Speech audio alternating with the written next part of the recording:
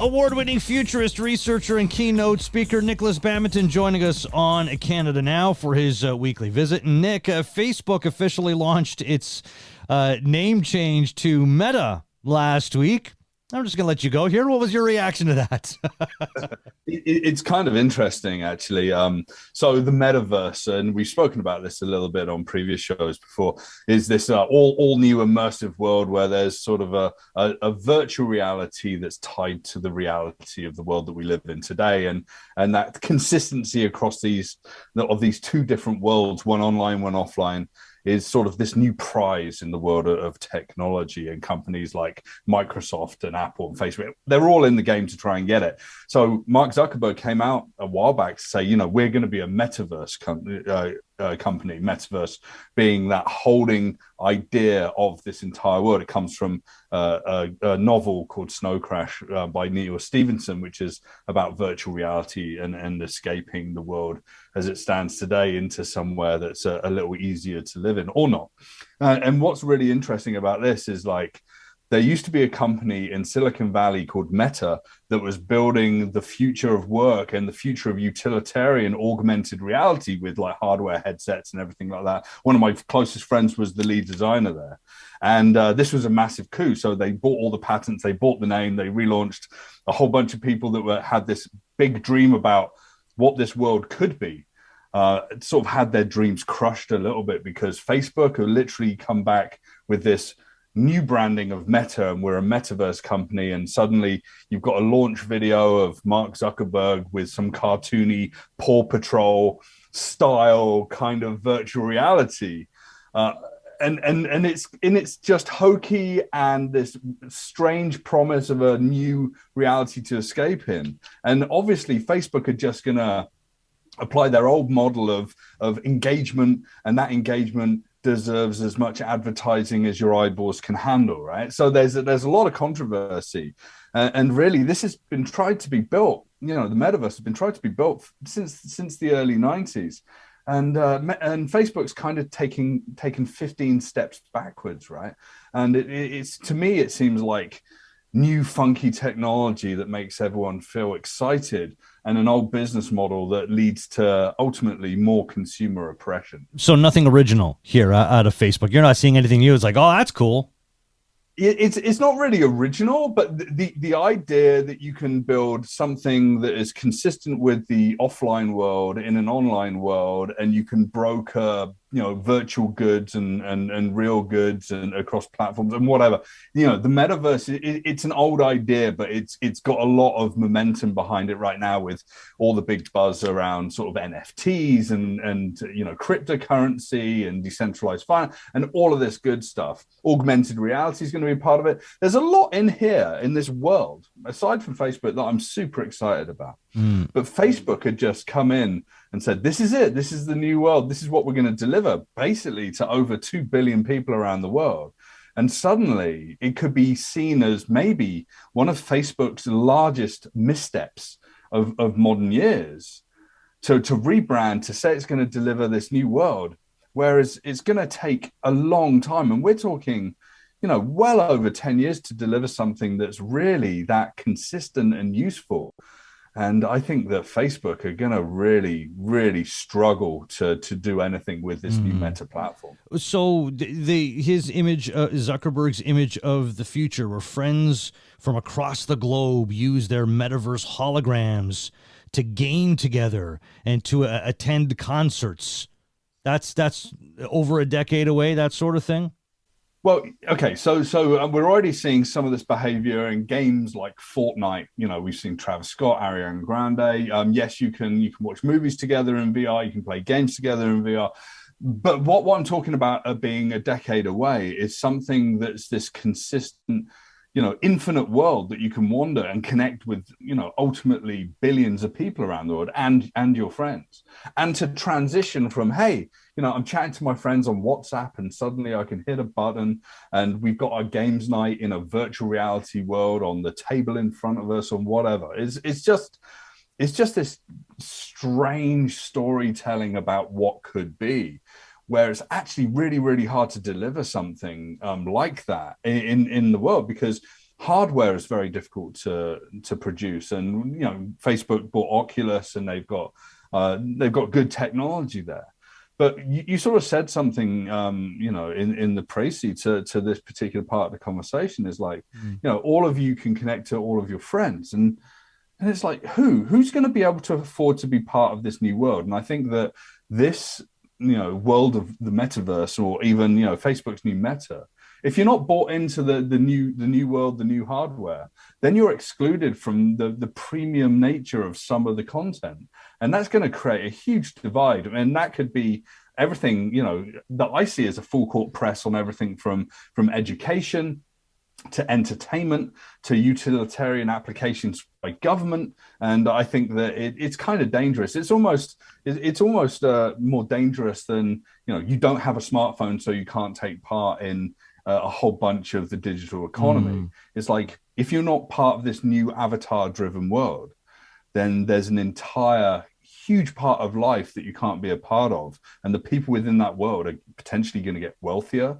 They're going to become more exclusive. And that's going to have a trickle down effect into politics in real society. Oh, wow. Well, like VR headsets, augmented reality glasses, didn't those, like you talk about these hardware devices, didn't they already swing and miss? Like, have we moved on beyond them? Because clearly Facebook or Meta, they haven't. In the 90s, virtual reality, the headsets and the systems would cost upwards of $3 million. They were so expensive, and places like NASA would use them. And NASA's been doing amazing things in virtual reality since then. But what's interesting, now it's down to like $200, $300 for a headset. Games are accessible through online streaming, and it's gotten a lot more affordable. But if you think about people that they want to connect with their friends in these new ways, they want to be part of the game, then, I think what we're going to see in the next 3 years, Facebook's literally going to be giving away its hardware to be a part of this.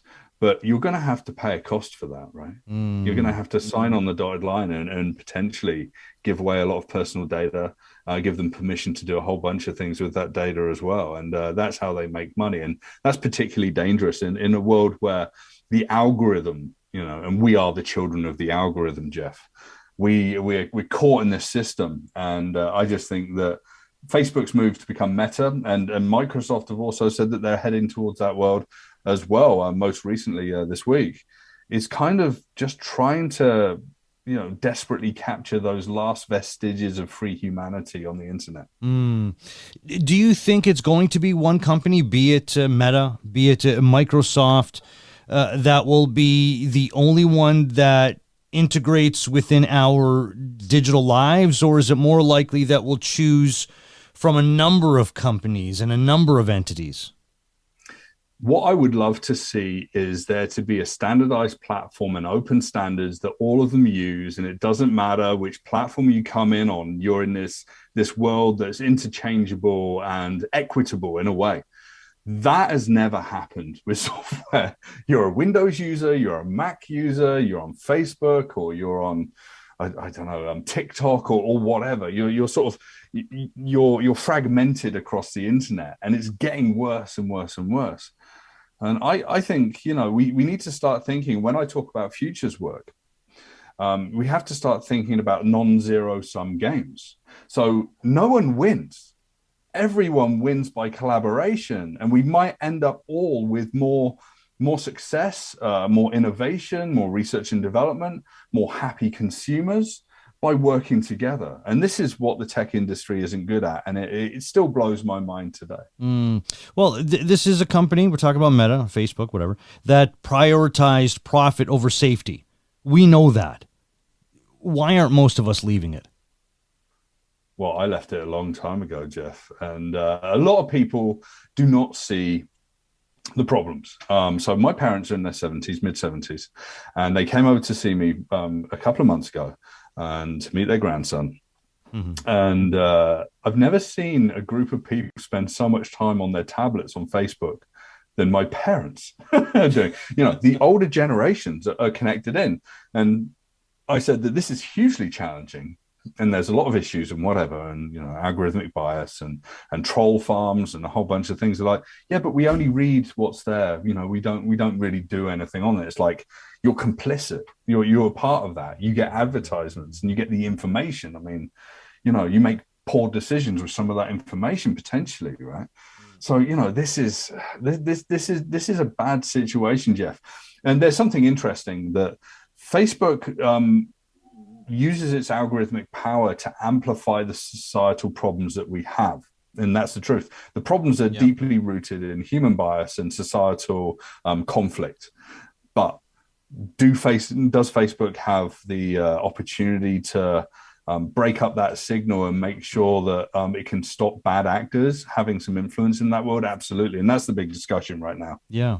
Is this new direction for the company an admission of guilt, Nick, or a necessary turn for the future? I don't think you'd ever have a company like that and a leader like Mark Zuckerberg or Sheryl Sandberg to basically say we're guilty of anything, right? I mean, they're guilty of providing a platform that connects billions of people, yada, yada, yada. But like, it's interesting. This isn't an admission of guilt. This is this is VR goggles on a pig. It's like this new world that's supposed to be better. And do you know what? Changing the name of a company can really change an opinion of people, and it probably will for some people. And if they deliver something interesting and whimsical and playful, then yeah, it could be really interesting. But really, all that is a new immersive world where everything is okay. But it comes at a price, and ultimately it's a distraction away from the old world of algorithmic oppression. How can we gain more transparency in companies like this? I mean, you just be a part of those online ecosystems that allow you to have transparency, right? I mean, who reads terms and conditions? Pretty much no one. In fact, I've got this interesting stat from last year. It takes about 9.5 hours to read Amazon's terms and conditions out loud, right? It's just you're not going to read them, and if you sign off on them, there's always clauses that say that they can change the terms and conditions to their liking at any point in time. You ultimately give the right to your identity away, right? And when I see people sharing pictures of their newborn children on Instagram or Facebook or anything like that, I'm not on Facebook, so when I hear about this or see it on Twitter or whatever, I'm shocked where like people are willingly stealing their children's privacy from day one, right? So I think I'm really aware that this technology is potentially very dangerous, and there's a huge responsibility to deliver something that is transparent, that is empowering for the individual. And there's a lot of ideas around right now around data dignity, which is you can own the data that you produce, and you can broker that in a way that provides you with value and can provide organizations with value. And that's a world that's being explored by Microsoft and thinkers like Jaron Lanier. And I think that that's a world that's really interesting to look at in the future. I think that we're going to end up next 10, 15 years is in a world of being, data brokerages at an individual level. Well, check out NikolasBadminton.com, futurist researcher, keynote speaker, Nick Badminton. Always a pleasure, my friend. Thank you for this. We'll talk again next week. The plan is we're going to talk about... we've been pushing this back and back. We had to push it back this week. But we're big Star Wars fans, and we want to get around to talking about how Star Wars has impacted space technology. Maybe next week will be the week we get to it if nothing happens between now and next week that we deem too important to pass up. So we'll do that, Jeff. All right. 100%. All right, Nick. Looking forward to it. May the force be with you, and we'll talk again next week.